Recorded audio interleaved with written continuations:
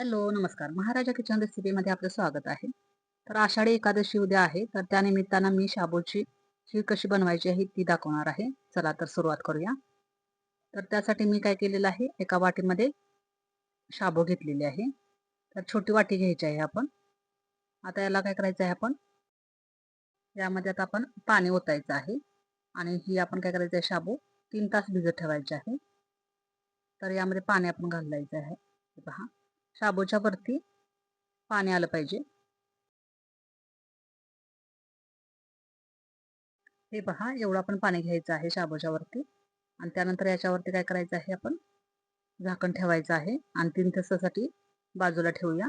तोपर्यंत आपण काय करायचं आहे, खिरीमध्ये घालण्यासाठी काय काय ड्रायफ्रुट्स लागतात ते पाहूया. तर त्यामध्ये मी बदाम घेतलेले आहेत आणि काजू. आता यानंतर बदाम काय करायचे आहेत, बारीक करून घ्यायचं आहे.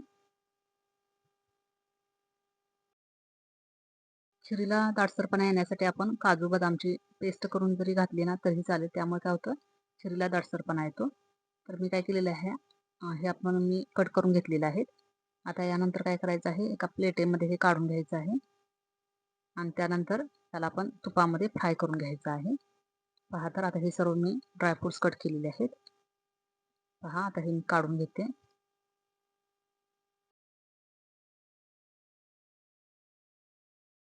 पहा, कट केलेले ड्रायफ्रुट्स आणि त्यानंतर ही भिजलेली शाबू आहे. आता 3 तास झालेले आहेत शाबूला. आता यानंतर आपण काय करायचं आहे, खीर कशी बनवायची ती पाहूया. तर एका पॅनमध्ये मी काय केलेलं आहे, तूप घेतलेलं आहे अर्धा चमचा. तर गॅसची फ्लेम काय करायची आहे, आपण लो ठेवायची आहे. आता तूप गरम झालेलं आहे. त्यानंतर यामध्ये काय करायचं आहे, सर्व ड्रायफ्रुट्स आहेत ना ते भाजून घ्यायचे आहेत. चांगले व्यवस्थित करपूस असे परतवून घ्यायचे आहेत.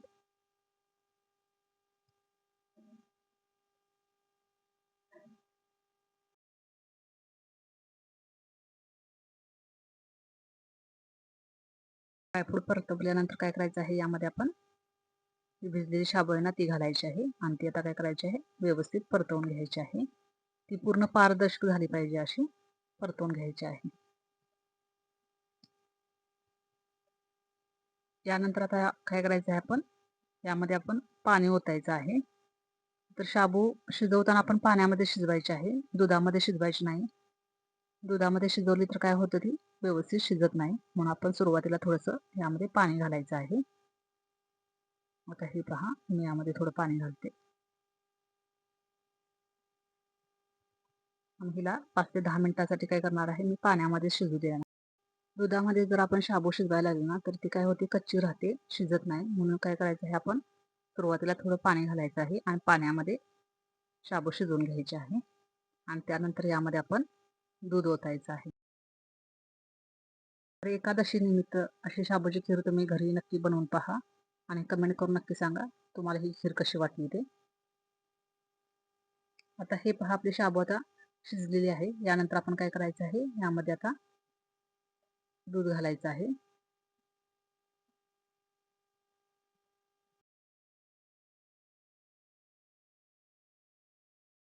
आता हे शाबू व्यवस्थित परतवून घेतलेले आहे. त्यानंतर यामध्ये काय करायचं आहे, दूध ओतायचं आहे. तर दूध ओतताना मी 1 वाटी घातलेलं आहे. आता याला व्यवस्थित आपण हलवून घेऊया आणि शाबूला आपण काय करायचे आहे, चांगलं शिजवून घ्यायचं आहे दुधामध्ये.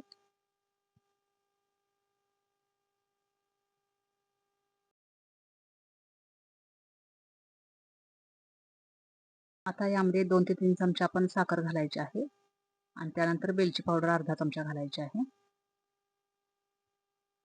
हे पहा, आपली साखर घातलेली आहे. आता ह्याला आपण शिजू द्यायचं आहे. तर हे पहा, आता खिरीला काय झालेलं आहे, उकळी आलेली आहे आणि आता आपली खीर तयार झालेली आहे. लो फ्लेमवरती आपण थोडंसं काय करायचं आहे, व्यवस्थित हलवून घ्यायचं आहे. हे पहा, खिरीला कशी उकळी येत आहे.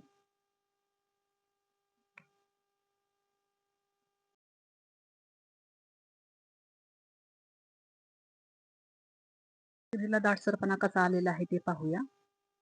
खीर काय करायची आहे, आपण पळीने हलवून घ्यायची आहे आणि त्यानंतर त्याच्या पाठीमागच्या साईडला आपण असं बोटाने करून पाहायचं आहे. पहा, तर आपली खीर आता कशी घटसर झालेली आहे आणि चांगली शिजलेली देखील आहे. चला तर आता यानंतर काय करायचं आहे, आता खीरला आपण सर्व करूया.